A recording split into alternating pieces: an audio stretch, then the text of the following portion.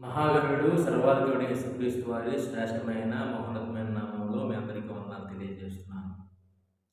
ప్రియ సహోదరి సహోదరుడా, యోహాను సువార్త 4వ అధ్యాయము 24వ వచనం ప్రకారము దేవుడు ఆత్మై ఉన్నాడు కనుక మనము ఆత్మతో సత్యముతోనూ ఆయన్ని ఆరాధించాలని చెప్పేసి యోహాను రాస్తున్నాడు.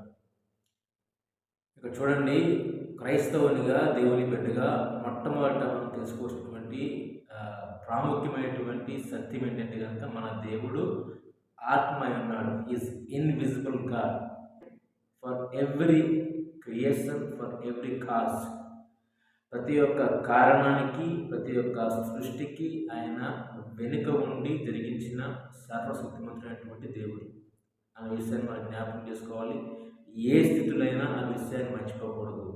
wherever you go, whatever you do, God is behind your work, your business. God is behind whatever desire you have. God is there to fulfill every need of you.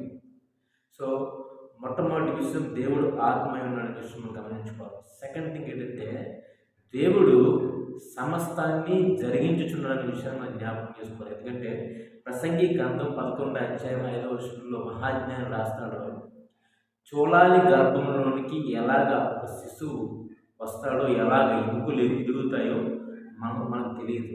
అలాగనే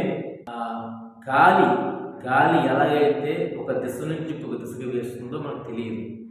అలాగనే దేవుని క్రియలు కూడా మనకు తెలియవు. కనుక దేవుని క్రియలు ఎలా ఉంటాయంటే, దేవుడు సమస్తమును, ఆయన అదృశ్యమైన దేవుడు సమస్తమును జరిగిస్తున్నాడు. బిహైండ్ ద కర్టెన్ అంటే వెనకాల నుంచి సమస్తము జరిగిస్తున్నాడు. కాబట్టి ప్రతి క్రియను కూడా ఆయన జరిగిస్తున్నాడు.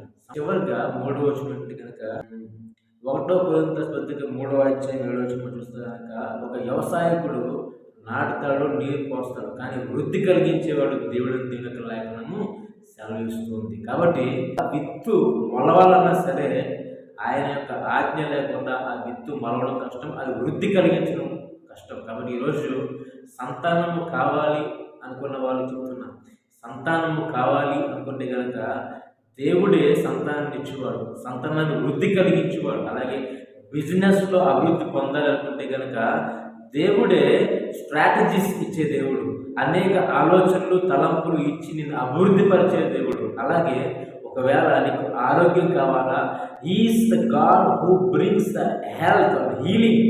కాబట్టి ఈ రోజున ట్రస్ట్ కంప్లీట్లీ అపాన్ హిమ్, ఆయన మీద సంపూర్తిగా